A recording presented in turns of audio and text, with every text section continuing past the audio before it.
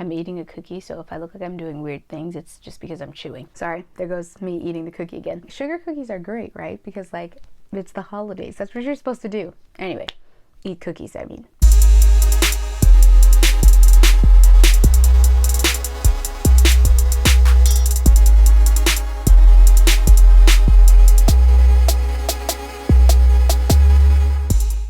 Hey YouTube, welcome back to We Sibs, West Coast, East Coast siblings. Today we are getting into You Season 2, Episode 2. Right off the bat, what I like about this episode is that we learn a little bit more about Love, about why she's the way she is. We've got a couple of spoilers going on, so if you haven't seen Episode 1, go watch Episode 1 so you can figure out who Love is, and then tell me what you think about Episode 2 after you watch that as well. So in this episode, we learned that 40 and Love are siblings. And not just siblings, they're twin brother and sister. I feel like that's going to be important further down the line because with Beck, she didn't have any family. With Beck, she had her dad and his like whole other family, but they didn't really care about her that much. Whereas with 40, they seem to have some type of relationship, although we haven't really seen them together yet. In addition to learning that Love and 40 are siblings, we also get the introduction of some new characters. Robin Taylor plays the original Will, who Joe is stealing his identity from. And then we also meet Hendy, who is this famous comedian who has this sort of interesting life and is actually a comedian on Netflix. Funny, they're just being so meta, Netflix. So in this episode, we learned that Joe has taken the original Will and put him in the same box that he had in the first season. He kind of reconstructed it in a storage unit in Los Angeles. And we learned that he put the Will in there in order to steal his identity and use it as sort of like a cover in order for him to, what we are suspecting is get away from Candace in New York. But we actually still aren't 100% clear on why he had to leave New York. We know it has something to do with Candace. We know he must have had a little bit of time because he had time to pack things up and bring them over to LA. One of the big things I didn't like about Love was that I felt like she was too forward. She was aggressive.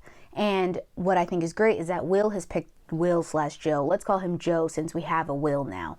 Joe is picking up on this and it's kind of making him pull back a little bit. I mean, he was already trying to deny himself that he wasn't going to get into Love. Now that he's kind of started getting into Love, he's still like, well, you're too aggressive, you're too forward. I don't know enough about you in order to let myself fall for you yet. I'm glad that Will is picking up on this because I still kind of am holding on to the fact that I think Love is a plant, even though in this episode, we are learning more about Love and her life. We meet her friends. We learn that 40 is her brother. Also, just a quick shout out. They're all up in Los Feliz. They went to Home Restaurant. That was pretty cool. Definitely eaten there a few times. So I don't know. It's just nice to be like, oh, I know where that is. Or, oh, I recognize that place. Let me know in the comments below if you feel that way. I don't know. I'm just like a geek, so I think it's exciting. So further on in the episode, we learn that Love is so blunt and she's so forward because she had things that she wanted to say to her husband and she didn't get to say them because he passed away. We still don't know how he passed away or kind of the specifics of that, but we get that he must have died suddenly because she didn't get to, tell him everything that she felt. To me though, even though she has this big monumental reason for being blunt and for cutting the crap with people, she still feels disingenuous to me on some levels. I mean, what do you guys think at this point? I mean, I've gotten a couple comments in the last video that you guys like Love. I'm still not feeling it, but honestly, we're only in episode 2. She could get better, and I do think that learning more about her and seeing her a bit, in her element, kind of in the kitchen with her friends, all of these different things, hearing the story about her fiance and whatnot, it's warming me up to her a little bit. I still don't think she's great, but there's still a lot of time, so we'll see how that goes. So another big thing that was kind of shocking and jarring to me in this episode is that he's seeing visions of Beck the same way that he saw visions of Candace. The only difference is Beck is actually dead. He buried Beck, so we know she's dead. We know that he's seeing a ghost, and throughout the episode, she's just standing there, but towards the end, she tells him that the reason that he's afraid to get to know Love or to kind of start something with Love is because he's afraid that he's going to hurt Love the way that he hurt Beck, because I kind of drew the conclusion that his love is a little too intense and maybe even toxic, and I think Joe is starting to maybe realize that, and so he's afraid to move forward with love and maybe try something real. So that was a pretty big epiphany for him, to talk to Beck and then kind of close that chapter on his life. At the end, he writes the goodbye you piece of paper and burns it with love, and that's sort of his saying goodbye to Beck, and hopefully, you know, she won't show up again in his daily life. He won't hallucinate her anymore. We also learned in this episode that Hendy, the big sort of famous Netflix comedian guy, he knows Delilah, Joe's landlord. It looks like Hendy probably molested Delilah when she was 17, and so now Delilah does not trust Hendy. She doesn't want her sister anywhere near Hendy, and she smells a bug around Will, and so she doesn't want him anywhere near her or her sister. Will's like a creepy, cool, weird protagonist that you kind of want to like, but he's also like a bad dude. Like, you don't need to be involved with him. So I was like, props to you, homegirl. Yeah. The main plot in this episode is that the original Will, you know, Penguin from Gotham, is locked up in a box in this storage unit, and all of a sudden, this random guy named Jasper, who we learned in the first episode was trying to come see Will, he comes. So Jasper comes by, and he goes to Joe, thinking that Joe is Will, and it was the creepiest but like best scene ever, because he's like super nice and like chit chatty and whatnot, comes up to him and wham, wham, wham, chops off his finger. And I was like,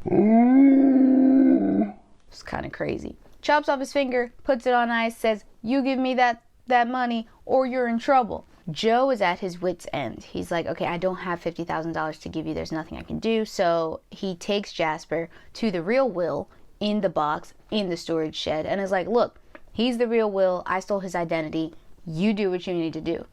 Jasper, super friendly, nice, creepy, horrifying Jasper, is like, that's not gonna work, so I'm gonna kill you. Joe freaks out, there's a squabble, boom, Jasper is dead. At the end of this episode, there's a kind of creepy scene. It's a juxtaposition between Love cooking because she's stressed and Will chopping up Jasper and putting him through a meat grinder to get rid of the body. It's very disturbing, but it draws some really interesting parallels between Joe and his sort of insanity fits and Love and her, you know, dealing with things that are stressing her out. But I want to know what you guys think the intention was behind that. Very disturbing, very jarring, very thought-provoking. Why is Love going through this sort of crazy cooking fit? She and Joe, they have a tiff. She kisses him and she's like, well, I wanted to do that. Joe is freaking out because he's like, well, I can't do that. I hurt, you know, the girl I was in a relationship before. So they're kind of in this like weird, I like you, but I don't want to do anything, and I'm nervous, I'm scared. So they're kind of doing that the whole episode. At the end, basically,